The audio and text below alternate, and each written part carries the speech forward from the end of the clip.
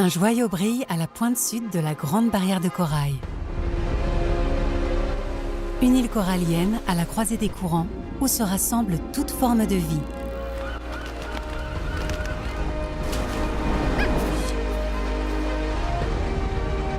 Ces eaux abritent de dangereuses beautés et des alliances surprenantes. Des filles prodigues répètent d'anciens rites. Leurs bébés affronteront tous les dangers.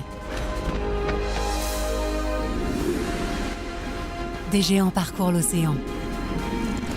La vie explose avec la lune et les marées, dans ce lieu où se réunissent toutes les créatures.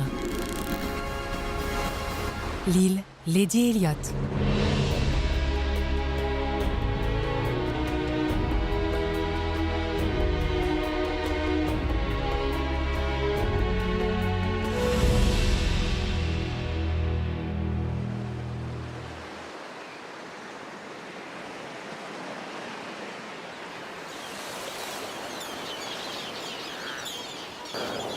Nous sommes en novembre, le début de l'été en Australie. L'île Lady Elliot et ses récifs bouillonnent de vie.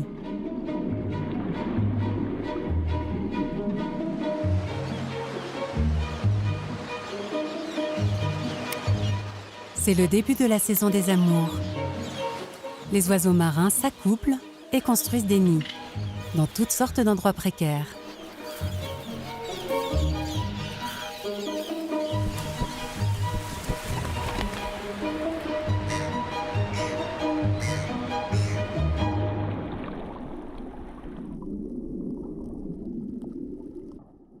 C'est aussi le début de la saison de reproduction pour la tortue verte. Au large, une femelle est en route vers l'île.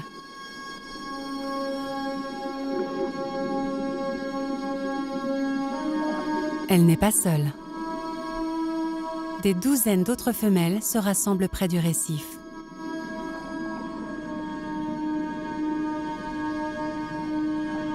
Elles portent des œufs. Après avoir parcouru les océans, elle a retrouvé son chemin et la plage même où elle est née.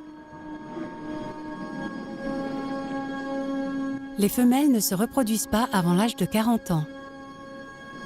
Elles passent donc des décennies à dériver avant de revenir ici déposer leurs œufs.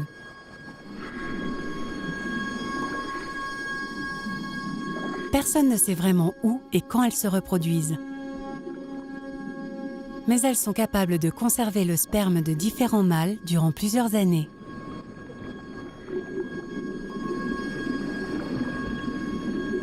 Elle peut ainsi pondre des œufs au moment voulu. Elle peut pondre 5 à 7 fois dans une saison sans se reproduire dans l'intervalle. Elle peut même conserver du sperme pour les années à venir.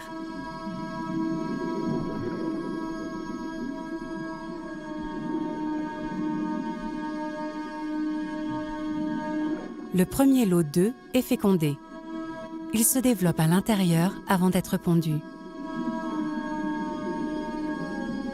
Les mâles, reconnaissables à leur queue plus longue, poursuivent les femelles pour se reproduire à nouveau. Mais une fois que les femelles commencent à produire des œufs, ils quittent les récifs et vont se nourrir ailleurs, parfois à des centaines de kilomètres de là.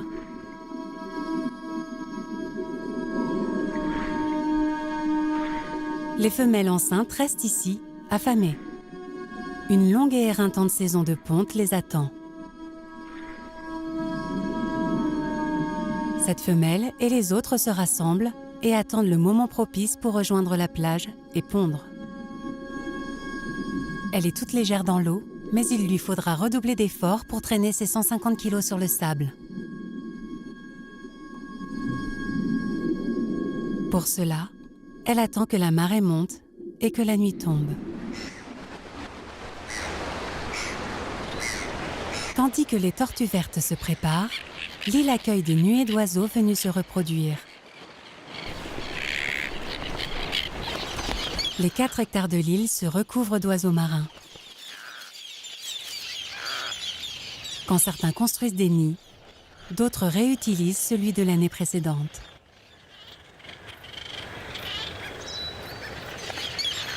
Comme les tortues, beaucoup viennent d'arriver sur l'île pour se reproduire. Située à la pointe sud de la Grande Barrière de Corail au sud du tropique du Capricorne, l'île Lady Elliot est une île corallienne. Elle est faite de débris de coraux, de sable, de coquilles, léchées par les courants et les marées. Dépourvue des prédateurs du continent, cernée par des eaux poissonneuses.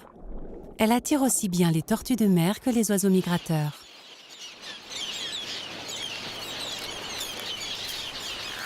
C'est le début de la saison, mais certains audinoirs sont déjà en couple et occupés à construire un nid. D'autres s'accouplent encore sur la plage. Mais il est dur d'avoir un peu d'intimité.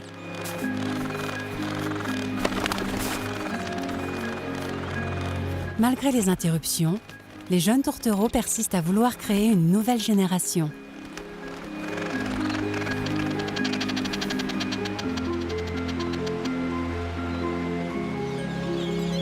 C'est la première fois qu'ils vont nicher. Ils passeront les semaines à venir à choisir le bon endroit pour construire leur nid.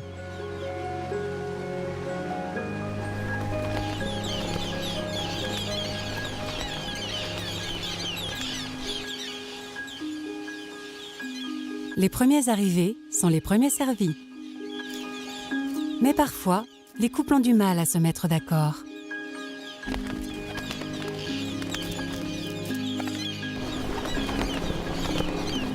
Beaucoup choisissent le casuarina sur la côte, qui reste à l'abri des cyclones et des tempêtes qui balayent l'île chaque année. Souvent, ils nichent sur les branches les plus solides près du tronc.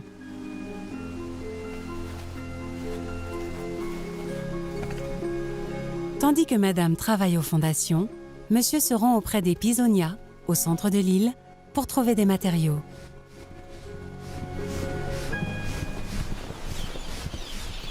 Mesurant jusqu'à 20 mètres, le pisonia est l'arbre le plus haut de l'île et offre beaucoup d'ombrage. Un lieu idéal pour nicher. Ici, on vit de façon serrée. On compte 42 couples par arbre. Ce primo-accédant est là pour les feuilles du pisonia qui recouvrent le sol. Il les sélectionne avec soin. L'humidité et la taille importent. Et pour ce mâle, plus c'est gros, mieux c'est.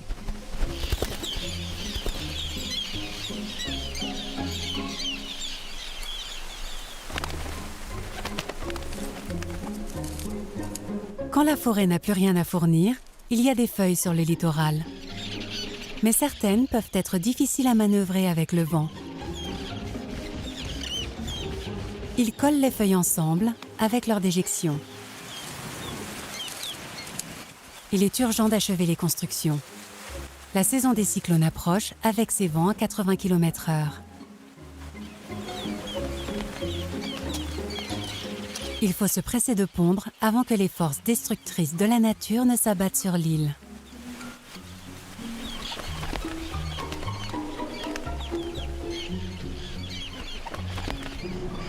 Avec plus de 30 000 couples de naudinoirs sur l'île, les besoins en matériaux sont importants. Ceux qui sont en retard sont moins exigeants à propos des fournitures.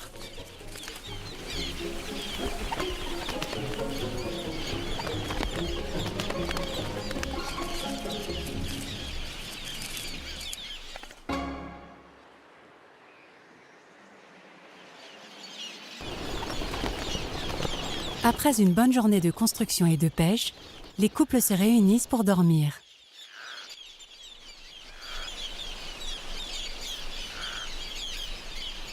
Le tapage, créé par quelques 90 espèces plumées, cesse à la tombée de la nuit.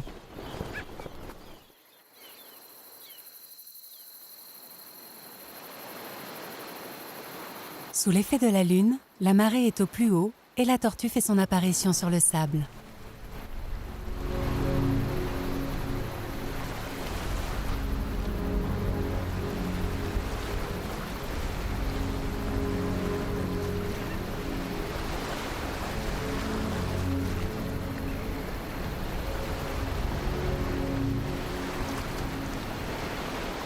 Elle doit se hisser hors de portée de l'eau pour ne pas que ses œufs soient emportés.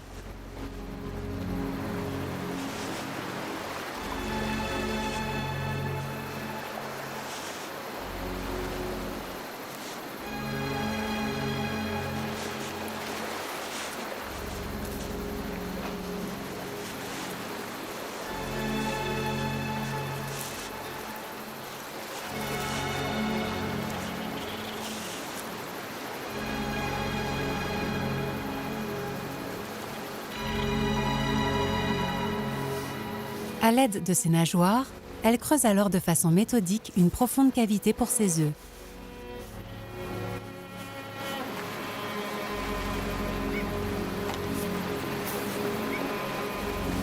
Chez la plupart des animaux, ce sont des gènes qui déterminent le sexe.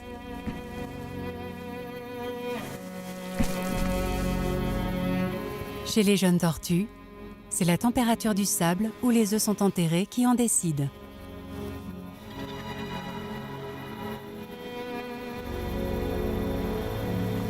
Ici, pour les semaines à venir, la température du sable oscillera entre 28 et 30 degrés.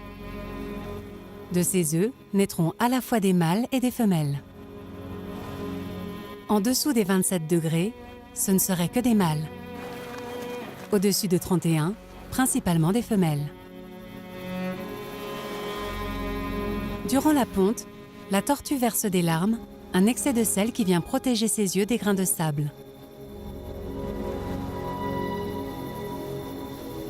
Après avoir pondu le dernier œuf, elle recouvre la cavité de sable, le tasse et en rajoute une couche pour ne pas que les prédateurs repèrent le nid.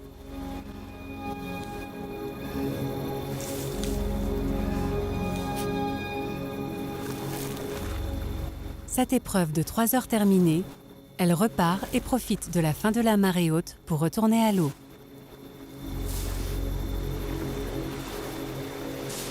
Elle s'y reposera durant une semaine avant de passer 3 jours à féconder les œufs grâce au sperme conservé. D'ici 2 semaines, elle sera prête à pondre de nouveau. C'est une opération qu'elle répétera au moins 5 fois durant l'été. Cet effort de reproduction est si exigeant qu'elle ne pond que tous les 2 ou 3 ans.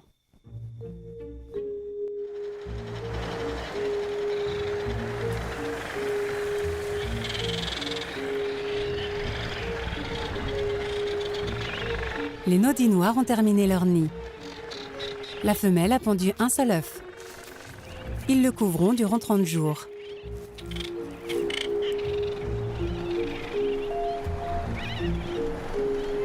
Les parents se relaient pour aller pêcher au large.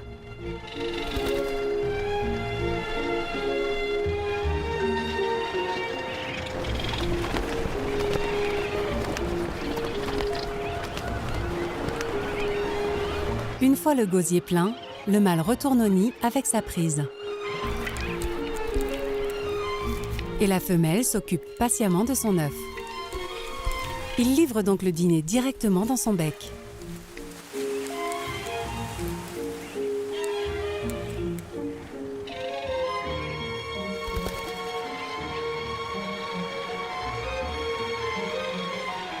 Vivre au sein d'une immense colonie n'est pas sans inconvénients.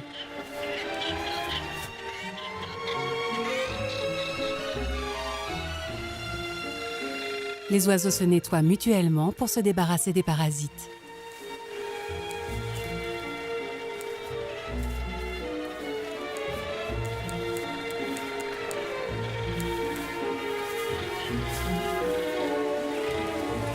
D'autres sternes ont un problème plus grand à affronter. Les mouettes argentées. Ces mouettes épient les colonies et cherchent une occasion de s'en prendre aux œufs, aux oisillons. La sterne huppée niche au sol dans les zones herbues au nord-ouest de l'île.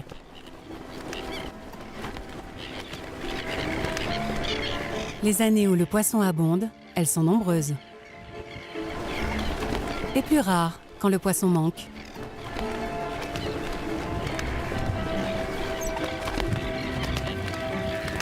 Les célibataires choisissent un emplacement. Les disputes de territoire sont alors fréquentes. Les femelles, elles, sont les bienvenues. La séduction passe par des mouvements de tête et des courbettes. Un rituel que les jeunes couples répètent même après la ponte. La plupart des couples n'ont qu'un œuf, parfois deux. Les oiseaux alternent durant 1 mois entre couvaison et pêche. Ils doivent rester constamment vigilants. Leurs ennemis de toujours, les mouettes, font le pied de grue, dans l'espoir que la chance leur sourit. Les mouettes tuent plus de 20% des œufs et des oisillons d'une colonie. Ce sont aussi des voleuses audacieuses. Elles récupèrent la moitié du poisson que les sternes rapportent.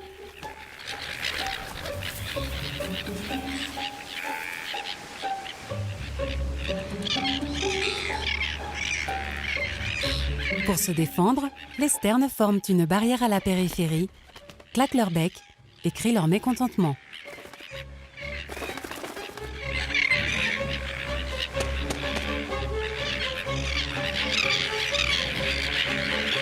Ce harcèlement constant sème le chaos au sein de la colonie.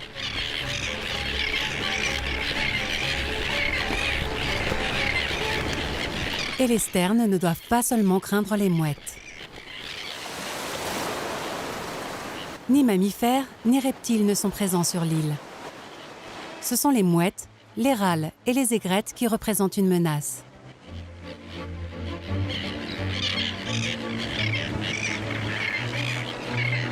Mais le fait de nicher en groupe permet d'augmenter le niveau de vigilance.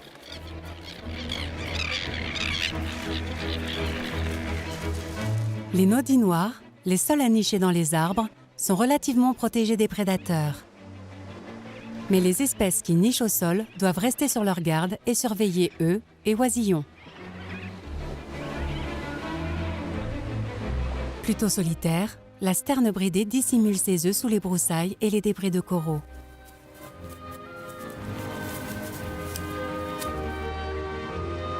Celle-ci a choisi la base fourchue d'un casuarina. Avec cette forteresse de bois, plus besoin de surveiller de tous les côtés. Il faut être prudent. Les parents très protecteurs ne toléreront pas la présence d'autres oisillons. Cette sterne bridée d'1 semaine s'est aventurée trop près d'un parent agressif chargé de protéger l'œuf. Il le chasse sans ménagement.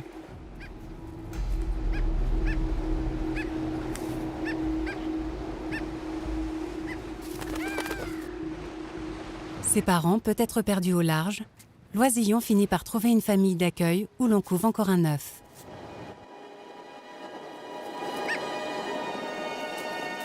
Mais sans la présence de parents dévoués, ses chances de survie sont minces.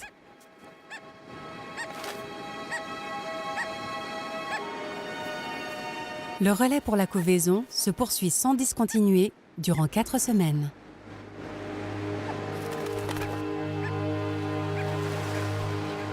La vigilance est souvent payante chez les sternes bridées. Plus de 70% des œufs éclosent.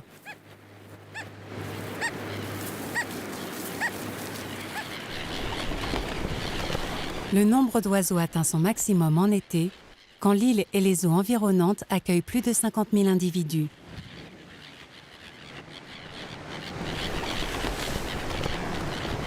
Ces milliers d'oiseaux marins rassemblés produisent chaque année des tonnes de guano riches en phosphate.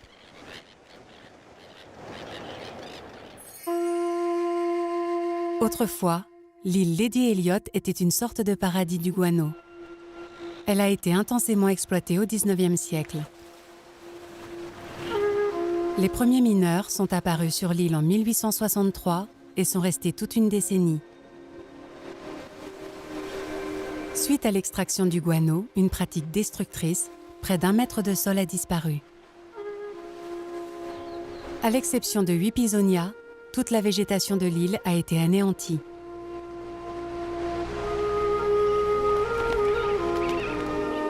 Les pisonias rescapés se sont propagés et ont ramené de l'ombre au centre de l'île.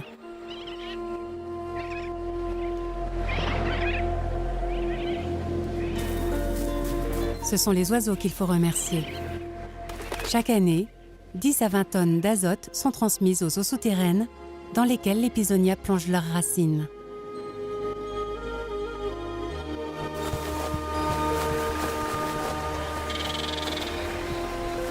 Mais il y a un revers à la médaille. Ces fleurs, qui paraissent innocentes, s'avèreront plus sinistres dans les semaines à venir.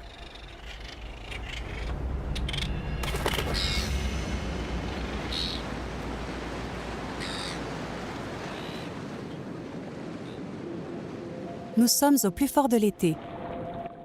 Cela fait 2 semaines que la tortue est venue pondre. Son deuxième lot d'œufs arrive bientôt à maturité et elle a de la compagnie dans le lagon. La température de l'eau a monté, les jours s'allongent. Les raies à taches noires, elles aussi, se rassemblent pour se reproduire. Les mâles sont plus nombreux et se battent pour s'accoupler. Mais cette femelle est déjà fécondée. Son petit grandit en elle. Elle ne donnera naissance à un bébé que dans 6 mois. Le bébé est renfermé dans une capsule et clos à l'intérieur de l'utérus. Il deviendra pleinement indépendant.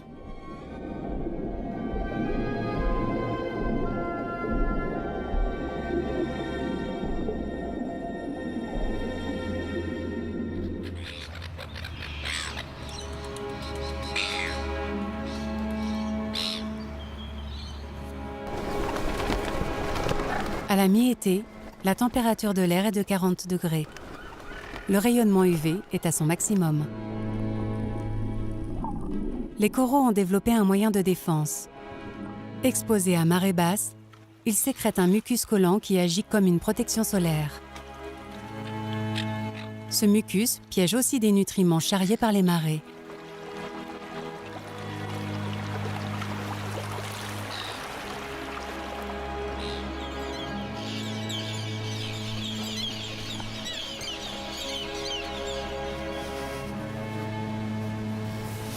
Une nouvelle journée commence. La tortue a terminé de déposer le deuxième lot d'œufs, cette fois-ci au sommet des dunes.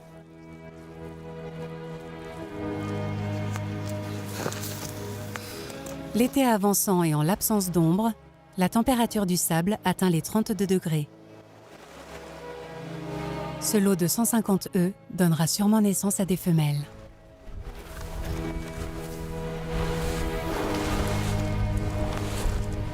Elle retourne à l'eau pour préparer un autre lot. Le 3e de la saison.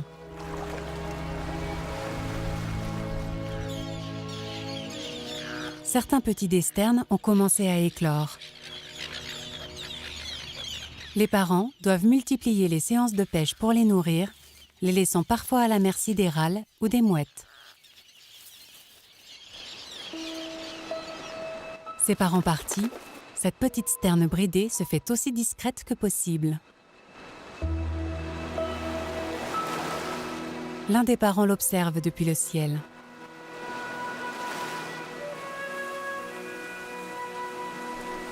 Loin de cette agitation dans la forêt, un phaéton à brun rouge d'une semaine attend en silence le retour de ses parents.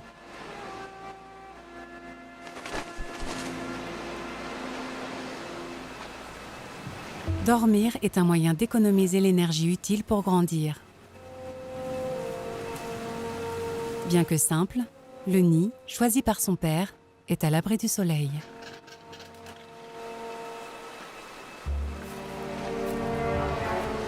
Un râle ticlin vient estimer ses chances face à ce bec déjà impressionnant.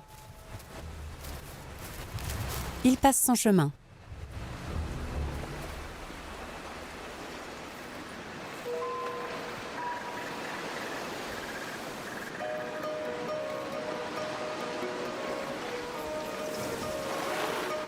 Nous sommes en janvier.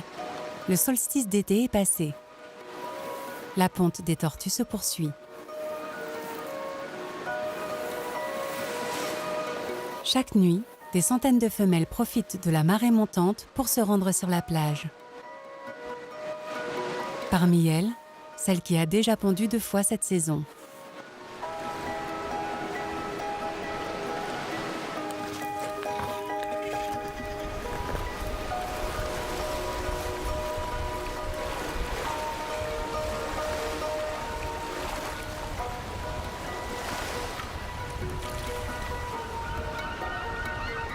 Plus loin sur la plage, sous un casuarina, les premiers bébés tortues commencent à éclore.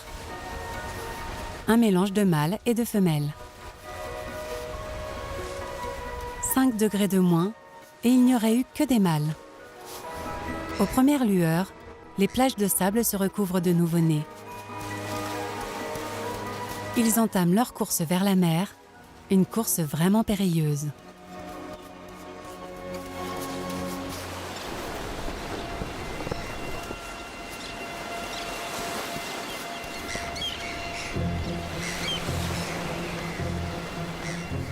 Ces bébés tortues sont sans défense.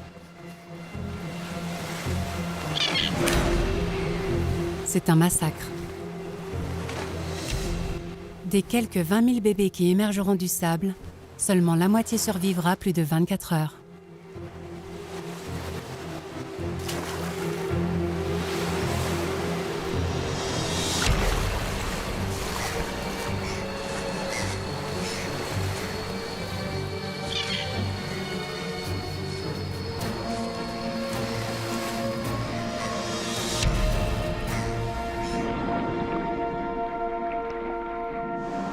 Si ce bébé réussit à passer le récif corallien, à atteindre le Pacifique, il sera le seul sur 1 millier à peut-être atteindre l'âge adulte.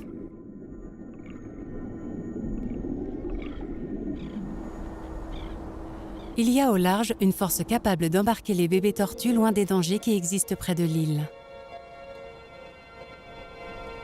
Le courant est australien, le CEA, un courant chaud qui mène au sud des tropiques. Ce courant, qui circule à la vitesse de 7 km/h, est l'un des plus rapides du Pacifique Sud. Il déplace à chaque seconde 14 millions de mètres cubes d'eau. Ce courant fait près de 100 km de large et plus de 1500 mètres de profondeur. Une sorte d'immense tapis roulant qui mènera les bébés tortues loin des prédateurs des récifs, vers des lieux plus sûrs, plus au sud, au cœur de l'océan Pacifique. Durant les 10 ans à venir, les années dites perdues, ils se laisseront porter à travers l'océan avant de retrouver les eaux riches de la Grande Barrière de Corail.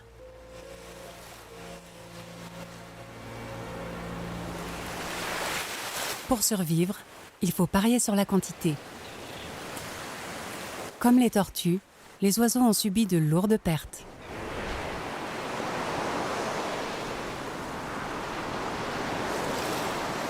Nous sommes au début de l'automne. Une série de tempêtes a dévasté l'île. La côte est a essuyé des vents forts. Des arbres ont été déracinés. Des oisillons et des œufs délogés.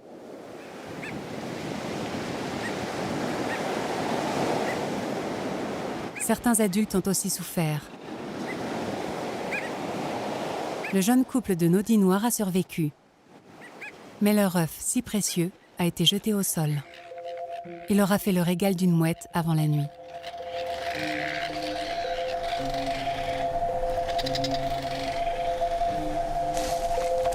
Les nodis qui nichent dans la forêt au centre de l'île ont été relativement épargnés par la tempête.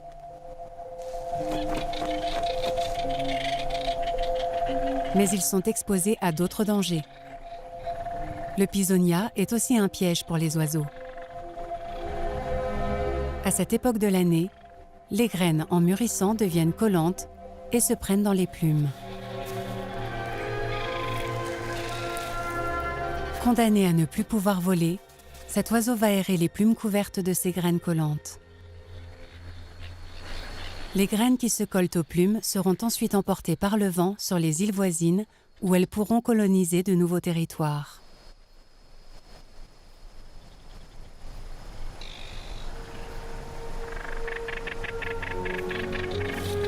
Ce jeune phaéton a survécu à la tempête sous l'œil vigilant de ses parents.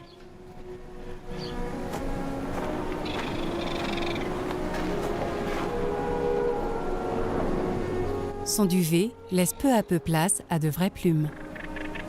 L'un des parents revient le gosier rempli de poissons, nourrir l'oisillon affamé. Un râle tiquelin, de passage, garde ses distances.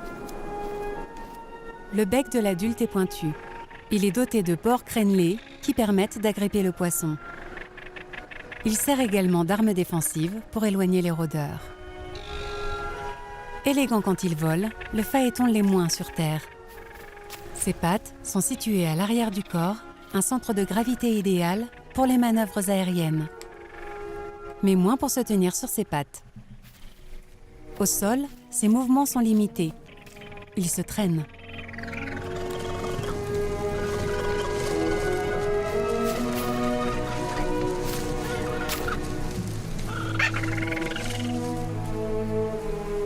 Prenant environ 15 grammes par jour, l'oisillon doit s'épaissir avant de devenir indépendant. Il est constamment affamé.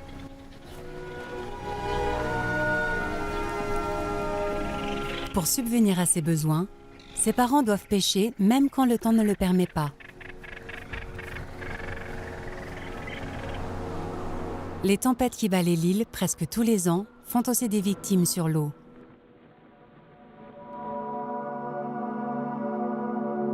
Les récifs qui encerclent l'île sont aussi dangereux qu'ils sont beaux. Leurs structures calcaires irrégulières sont depuis longtemps la hantise des marins.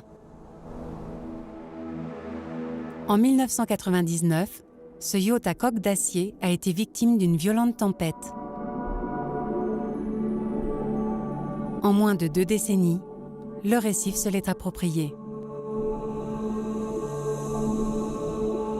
Il est recouvert d'algues, habillé de coraux. À leur tour, ces organismes sédentaires attirent toute une faune marine. Un lieu fréquenté par des bancs de poissons chirurgiens et de gâterins.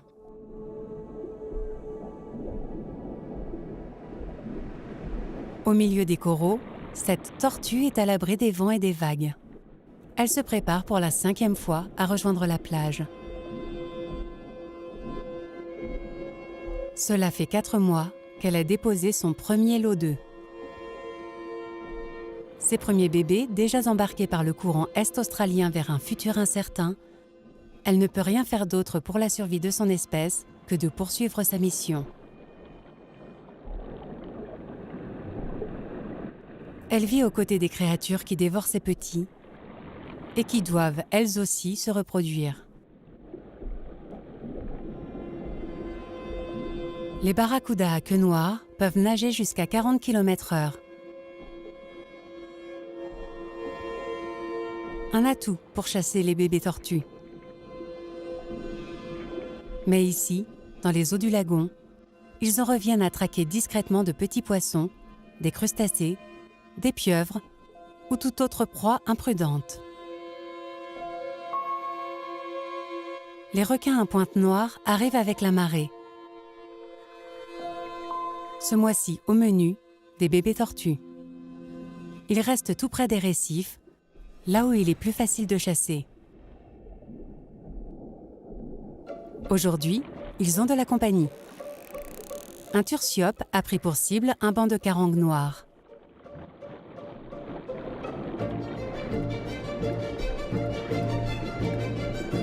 Mais il semble plus enclin à s'amuser qu'à se nourrir.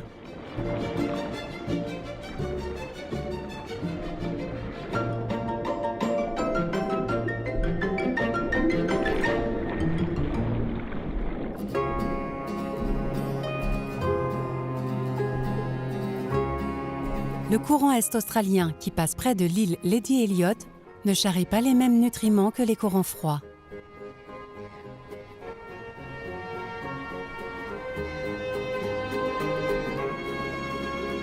Les récifs coralliens sont pleins de vie. La plupart des créatures trouvent ce dont elles ont besoin auprès d'elles.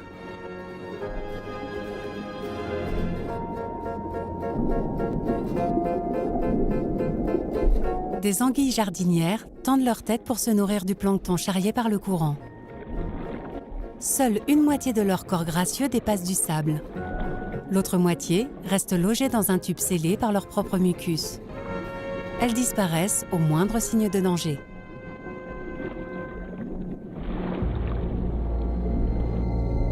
Elles ont beaucoup à craindre des rougets barbés. Chacun de ces poissons est doté de longues barbilles qui détectent signaux chimiques et vibrations. Ils parcourent le fond du lagon en quête de vers et de crustacés.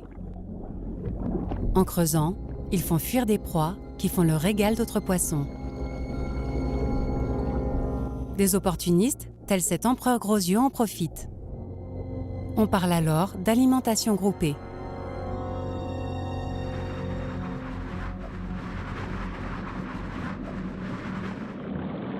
Le récif repose sur un ensemble complexe d'interactions. Le concombre de mer en vit une des plus étranges. Il y a plus de 1500 espèces différentes de concombres de mer. Même s'ils sont de taille, de texture, de couleurs variées, ils vivent tous paisiblement sur les fonds marins. Ils traînent leur corps rond sur le sol, aspirent le sable par la bouche, en extraient ce dont ils ont besoin et expulsent les restes par leur anus. Chose étonnante, ils respirent aussi par leur anus. Un petit poisson y a vu là une opportunité.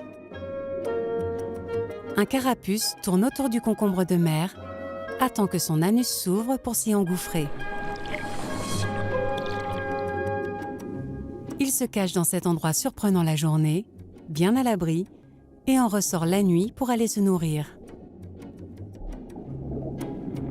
Le concombre de mer, lui, ne semble pas du tout perturbé par cette surprenante relation. Bon nombre des relations se basent sur l'interdépendance ou des bénéfices partagés. Les poissons clowns vivent en symbiose avec les anémones. Les tentacules de l'anémone sont couverts de cellules urticantes qui repoussent les intrus. Mais le poisson clown est couvert d'un mucus protecteur. L'anémone protège le poisson clown qui, en retour, nettoie son hôte, lui fournit des nutriments et éloigne les prédateurs.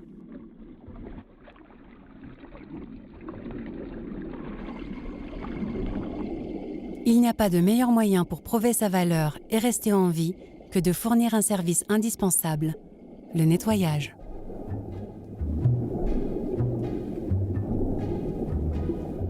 Ces gatrins, prédateurs, se rassemblent ici pour bénéficier des services offerts par un petit poisson dont ils ne feraient qu'une seule bouchée. Les labres nettoyeurs longs de 7 cm offrent leurs services à des endroits précis pour que leurs clients sachent les retrouver.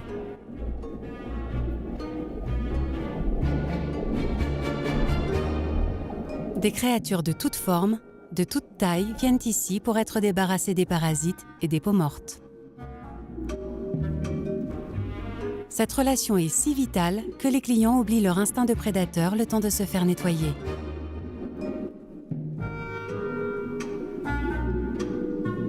Tout au long de l'année, la demande est forte. Une tâche plus imposante s'annonce.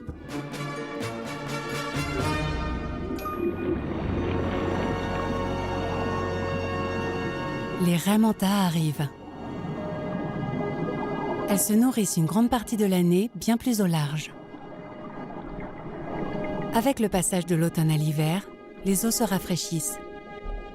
Elles rejoignent alors les eaux moins profondes et plus chaudes de l'île.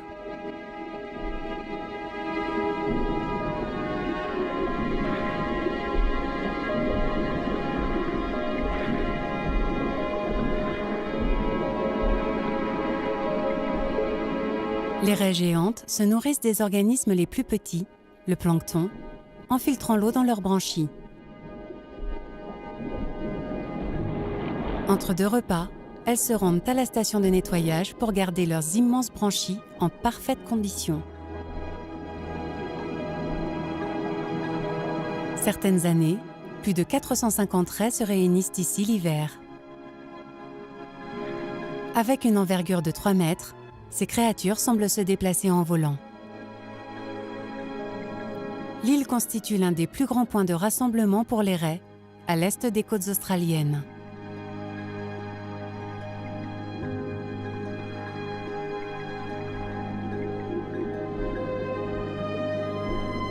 Quand l'eau se réchauffe de quelques degrés au début du printemps, la plupart des raies regagnent des eaux plus froides, plus profondes.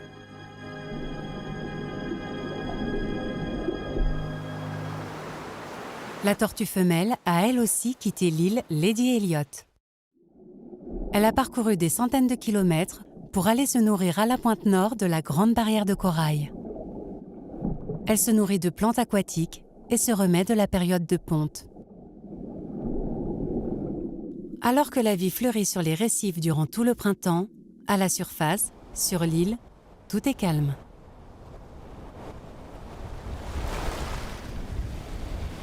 Le printemps est la saison la plus sèche et la plus ensoleillée. Les oiseaux migrateurs sont partis.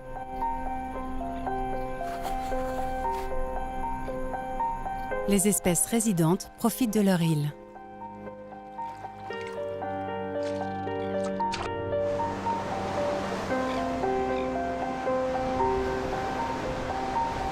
Les aigrettes sacrées parcourent le littoral. Bien qu'elles se divisent en deux couleurs, blanc et gris foncé, elles sont de la même espèce. Elles sont en embuscade, alors elles font de l'ombre en étendant leurs ailes pour tromper leur proie.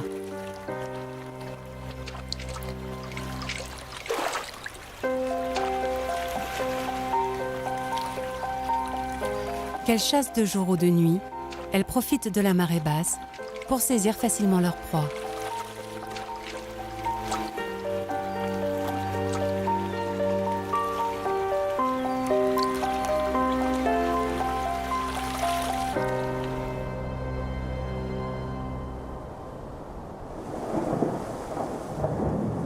Au début de l'été, les pluies sont de retour.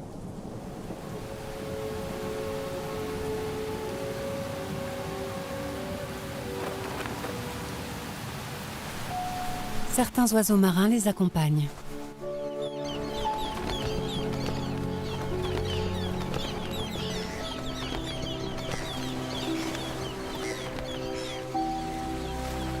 La température de l'eau est montée de quelques degrés.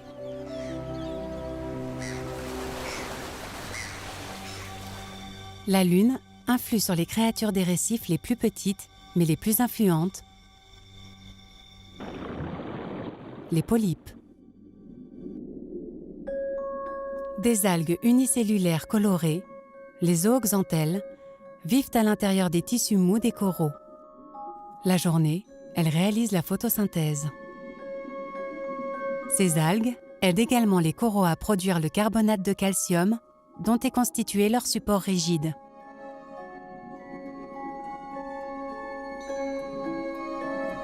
La nuit, les polypes révèlent une autre nature.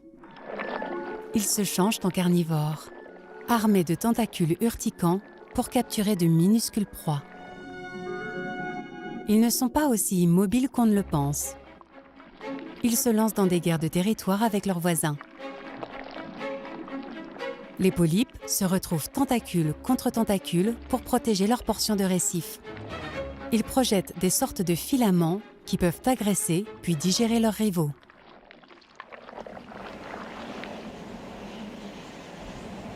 Sous la pleine lune, quelque chose se trame chez les polypes. Leurs œufs très colorés ont atteint la dernière étape de maturation.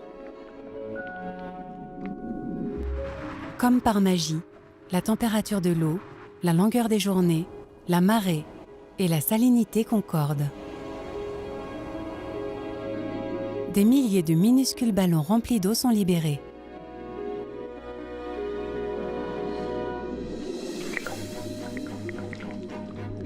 Par cette nuit de décembre, comme cela se produit ici depuis des milliers d'années, des millions de polypes frais en même temps. Ces œufs, remplis de lipides, rejoignent rapidement la surface où ils sont fécondés par le sperme qui vient aussi d'être libéré. Ils deviennent de petites larves à la dérive qui se fixent sur le récif pour donner naissance à de nouveaux polypes. Ils ont attendu 1 an l'arrivée de ces nuits d'été spéciales pour jouer leur rôle dans le développement de la plus grande structure vivante au monde, la Grande Barrière de Corail. L'île Lady Elliot est peut-être l'ultime joyau de ces récifs, mais elle tient une place essentielle dans la vie des créatures spectaculaires qui dépendent d'elle.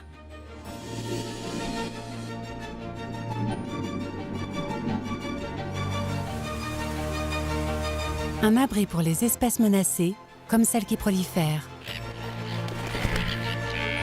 Le théâtre d'étranges relations et de larges massacres. Un lieu de vie pour des créatures de tout horizon. L'île d'Eddie Elliott est un lieu exceptionnel.